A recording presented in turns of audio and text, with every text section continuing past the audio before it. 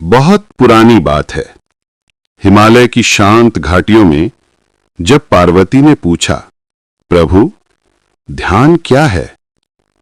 शिव मुस्कुराए और बोले, देवी, ध्यान वो द्वार है जहां तुम अस्तित्व को उसी रूप में देख पाती हो जैसा वो है। आज मैं तुम्हें अगली 10 विधियां बताऊंगा, 21वीं से 30वीं तक। 21वीं विधि, श्वास के मध्य का अनुभव। जब तुम सांस अंदर लो और फिर बाहर छोड़ो तो दोनों के बीच का छोटा सा ठहराव देखो।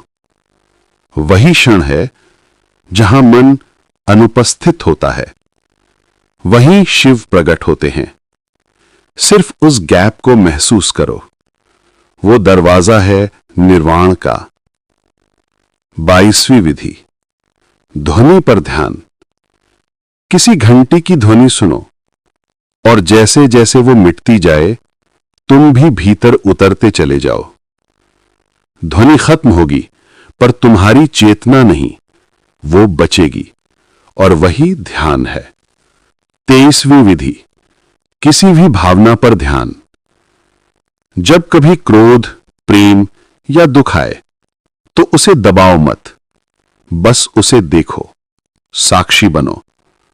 भावना को अनुभव करो पर उसमें खो मत। देखने वाला बन जाओ और वही देखना ध्यान बन जाता है। 24वीं विधि, देह की सीमाओं पर ध्यान।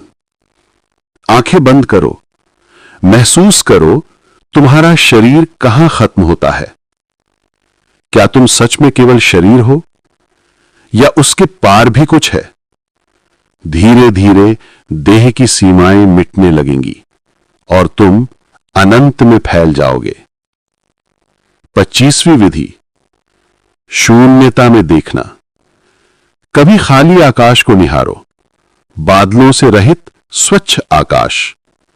उसे देखते देखते तुम भी शून्य बन जाओगे, क्योंकि देखने वाला और देखा गया एक हो जाते हैं। 26वीं विधि, मौन सुनो। कुछ मत करो, किसी शब्द को मत सुनो, बस उस मौन को सुनो जो शब्दों के बीच है। वो मौन तुम्हारा सच्चा संगीत है। 27वीं विधि, नेत्रों की दृष्टि स्थिर करो। किसी दीपक की लौ पर बिना पलक झपकाए देखो।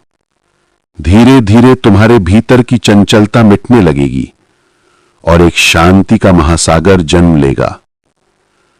28वीं विधि, मृत्यु का अनुभव करो। आंखें बंद करो और कल्पना करो कि तुम मर गए हो।